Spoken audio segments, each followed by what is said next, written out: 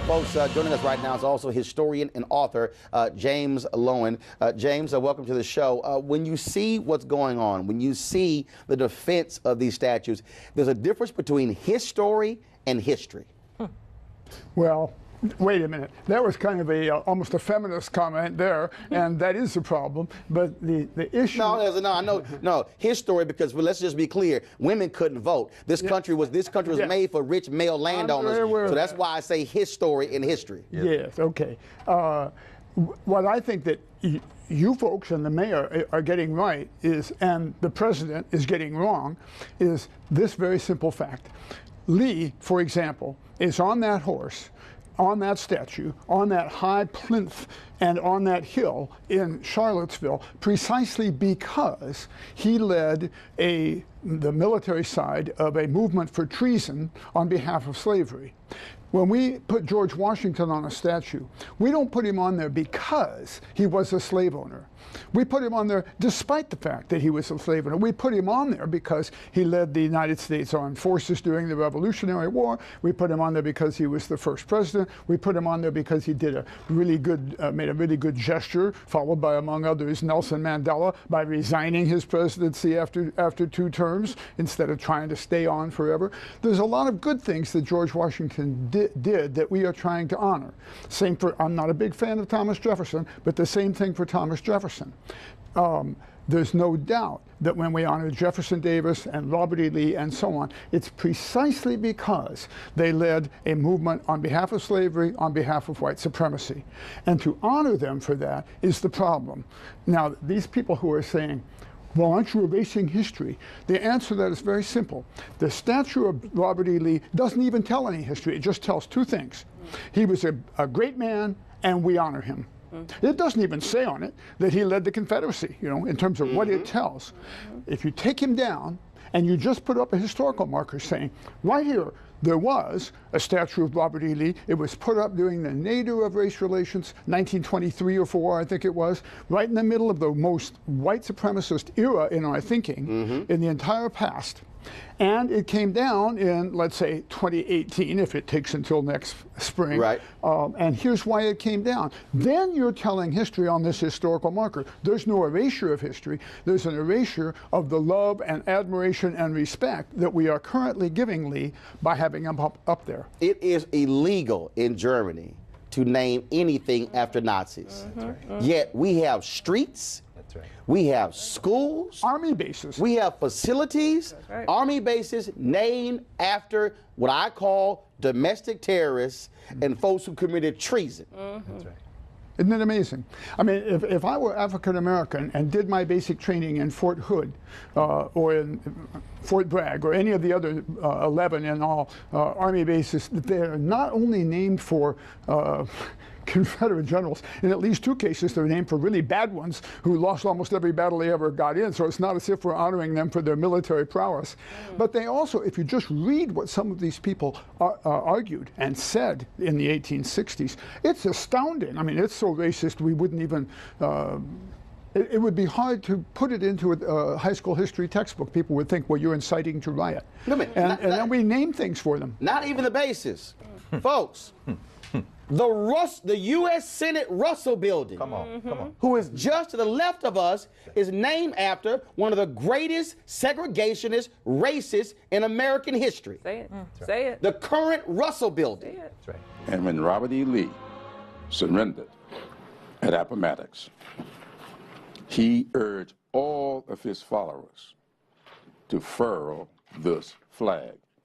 And in one statement, he said, put it in your attics. He didn't want this flag flown at his funeral. He didn't want to be buried in his Confederate uniform because he said this was a symbol and the uniforms a dress of treason. That was South Carolina Congressman Jim Clyburn in 2015 explaining why the Confederate flag should not fly at government buildings. Now let's continue to talk about these flags and the symbols. Of course, we talk with our panel here as well. We talk with historian and author James Loewen. James, you said in the break that you have another solution. Yeah, I think all these Confederate monuments need to go in one place. This is kind of what Hungary did. This is kind of what Russia did with all their monuments to Lenin, Stalin, and the local communist leaders in each country and in each place. Charlottesville, it turns out, has something like 4 or 5 of them if you count them all. And they could go into one park, and it could be called the Nadir Park. That's N-A-D-I-R. And this means, this is an English language word, a lot of people don't know it, meaning low point. And the meaning of it is, we had in this country what's called the nadir of race relations.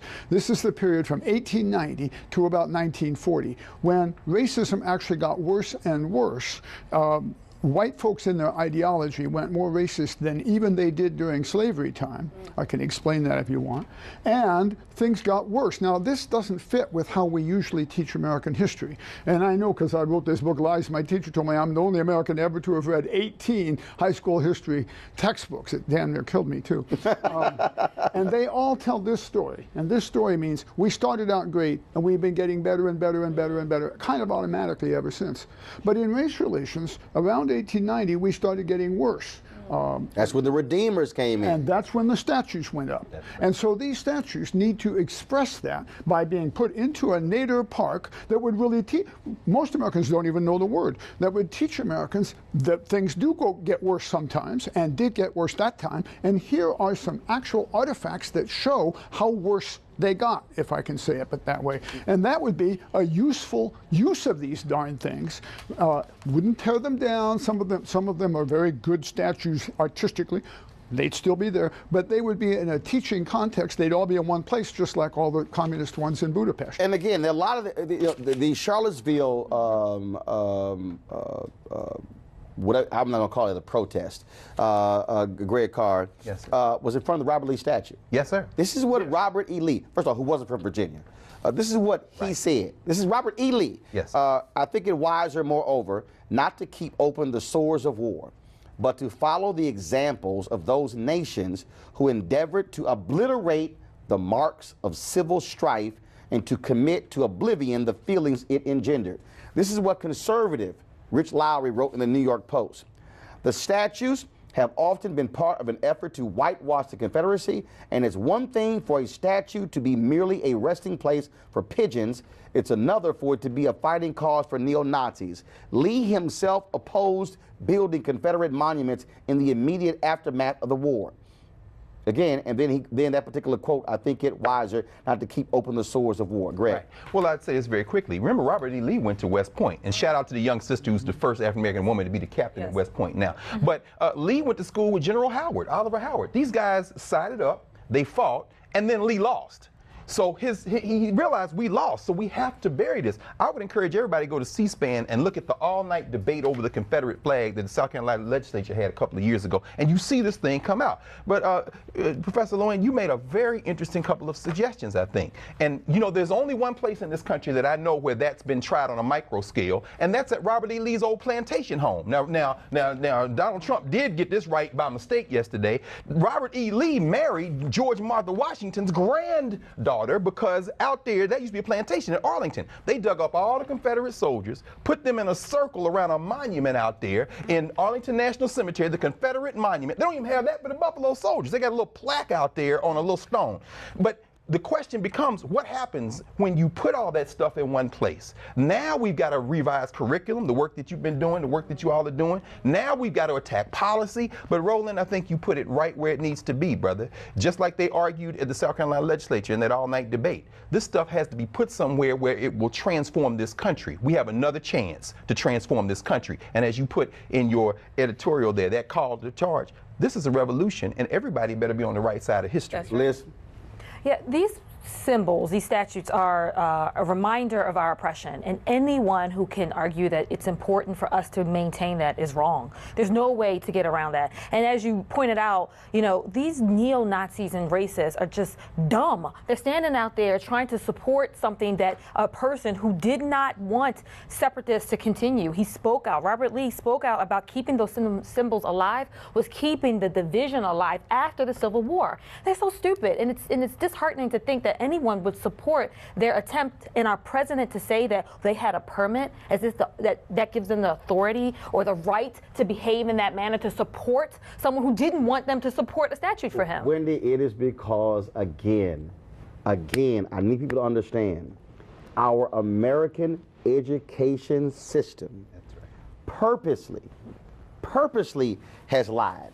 Our American education system was infiltrated by the same people who put these statues up. They don't want the truth. You see the effort today in Texas and in Tennessee to lie about what actually took place. They don't want people to know the actual truth. In Georgia, there is a monument to POWs in all previous wars.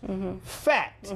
That monument was actually the land where the Confederate brutalized and tortured Union soldiers. It was the Civil War version of Guantanamo Bay. Yes, it was. That's what it was. Absolutely. But the white segregationists said in the 1960s at LBJ, if you want this bill passed, you must rename it this.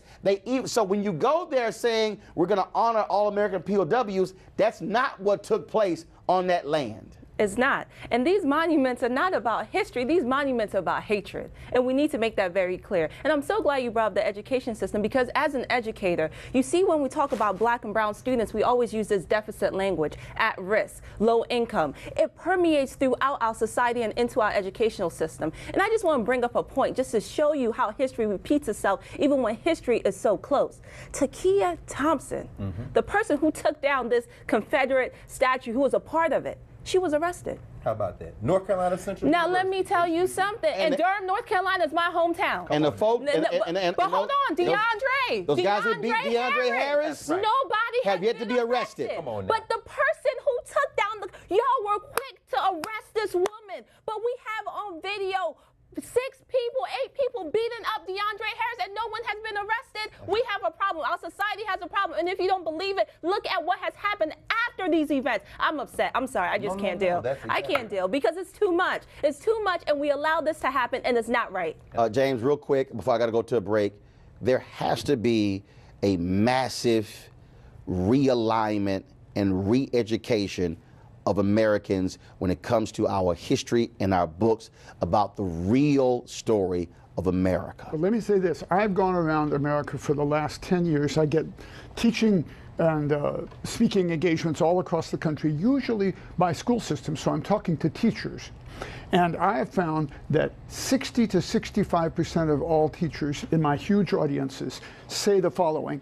When I ask what was the #1 cause for secession, they say states' rights. That is 180 degrees wrong. Wow. The South seceded for slavery and against states' rights, and they name which states and which rights really upset them. So the idea that they seceded for states' rights is another creation of this terrible... Precisely. It was done on purpose. Yes. But if you go back and read the original document from South Carolina, yes, secession was about slavery. That's right. There's absolutely no question about it. So I read to them from this book I got out, The Confederate and Neo-Confederate Reader. I read them exactly what South Carolina said. They're absolutely clear. Mississippi is absolutely clear. Folks, the book is The Confederate and Neo-Confederate Reader, The Great Truth About the Lost Cause. I'll tweet this out. I got a couple of followers, so you might get some book sales. Let me go to a break. Weekdays on TV1. I will never lie to you. Oh, my God. Roland Martin. He doesn't want to talk to us. He wants to ignore us. Uncensored. Hell no. That ain't gonna cut it, boo. Unapologetic. No, that is fundamentally false. You are wrong. Unfiltered. He wants an America where we all look alike. He ain't talking about black people. Unrelenting. You better go work out, because you got a fight on your hands. News 1 Now with Roland Martin. Weekdays at 7 a.m. on TV1.